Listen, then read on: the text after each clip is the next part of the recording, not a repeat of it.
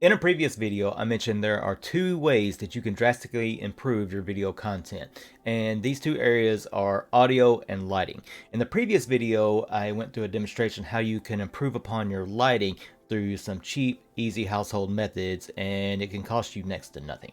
I will link that video down in the description, and I'll also put it at the end screen at the end of this video. Now in this video, I'll be talking about how you can improve upon your sound quality. In the previous video, I addressed the lighting to where you could do it next to nothing. However, in the sound, you may have to put a little bit more money and investment into it. The good news is there is a good baseline option for you to start at without putting a whole lot of money forward. I'll also mention this is tailored for someone who's not interested in a lot of the specifications. You're like, hey, I want some sound quality. Tell me what I need to get. I don't want to spend a whole lot of money, and I just want to plug and play. So with that information up front, I will give you some options that are just that. They are plug and play. They are USB mics. You plug them in and they're good to go.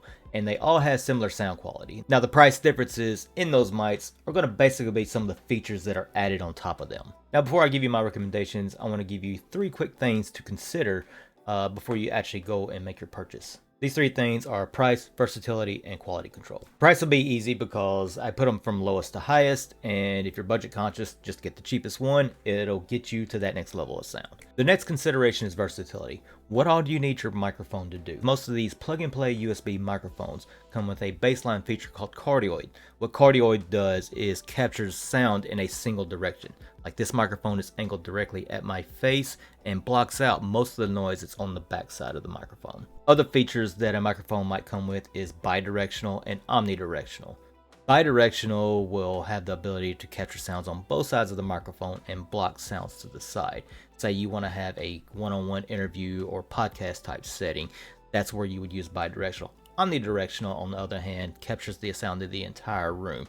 Say you want to have a conference and you want to just put that microphone in the middle of the table and just everybody talk and have at it. That's where an omnidirectional would come into play. However, for the purposes of this video, I only recommend cardioid. If you want to have an interview or a setup to where multiple people are talking into a microphone, I would recommend for sound quality, everybody have their own microphone with its own cardioid feature. You can look online to any podcast, and if people are talking, everybody has their own mic they're speaking into. And there's a reason for that. It's sound quality. For the purposes of this video, I recommend just focusing on the cardioid.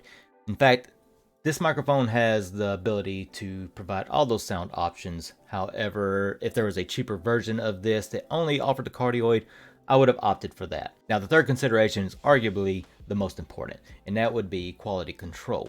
And what I mean by quality control is your environment that you're recording in, is it conducive to providing quality output? For example, are you recording in a room that is all hardwood floors and solid walls creating an echo chamber? Or are you in a room that's carpeted, has some foam along the walls that helps mitigate some of those instances of bad sound quality? Additionally, what other small things do you need to add on to take advantage of the new sound quality that you've now purchased? For most people, they get 3 things in conjunction with their new microphone, and that is a boomstick or arm, which this one is attached to, which allows you to put the microphone closer to your face.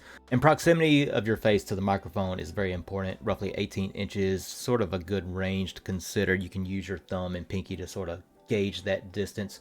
For example, if I just had it off to the side, I could just sit back and talk like this. You should instantly be able to tell the difference between there and me talking here where I was. I can also talk directly into the mic if I want to get something across very clear. 2 other small add-ons that people typically get are a shock mount and a pop filter. A shock mount is basically this little rubber band ring thing here that holds it in place. It helps mitigate the sounds from like bumping the table or whatever. Also, the pop filter, you've probably seen some people talking, it has like a little, looks like a little screen in front of the mic, and that helps mitigate the p sounds. Peter Piper picked a pepper. The microphone's very sensitive to those type of sounds. This microphone actually has a pop filter built into it, so it's an internal feature. Now, with all that said, I only emphasize the quality control because no matter how much money you spend on a mic, if you don't take these little additional measures, you may not have a quality sound video anyway. But the baseline microphone that you buy, you can go a long way with that if you take the right measures to enhance the sound quality of your environment. And if you appreciate content that's rooted in streamlining information, hopefully saving you some money and time, hit that like, comment, also subscribe. That lets me know that I was able to provide you something of value. So with those considerations in mind, the recommendations I'm going to provide, just know that the sound quality is very comparable amongst all three mics.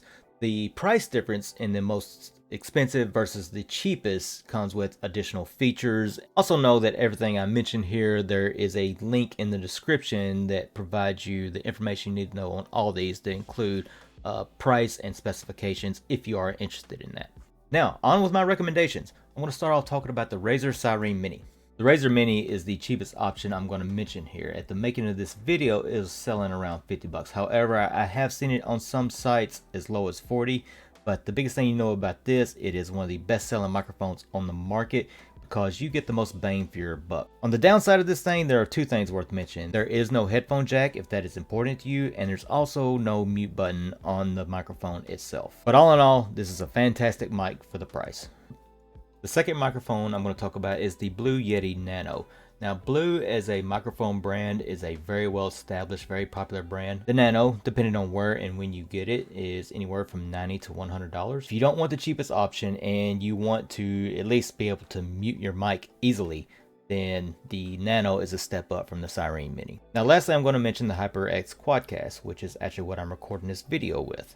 This microphone is roughly 140 bucks. I think two of the biggest pros to this microphone is it comes with a built-in pop filter that I mentioned earlier, and the shock mount is also included. If you have to buy these things separately, which you will have to do with most mics, that is roughly an additional $25 that you would have to spend. It also comes with a volume control and a touch to mute feature that is really nice. On the flip side of that, the sound quality isn't any better than the other two microphones that I mentioned. It has the additional sound options as far as the cardioid, omni, and bidirectional, but I gave you my opinion on that. I don't think they're necessary. And there are a lot of subjective opinions on this microphone when it comes to the aesthetics of it. The red LED lighting is something that just turns some people off. Me personally, I like it. That lighting also goes off when you hit the mute sounds, so you know clearly whether or not you're actually live. But all in all, this is the microphone that I went with, and I personally love it, other than the fact that it just has more features than I think I need.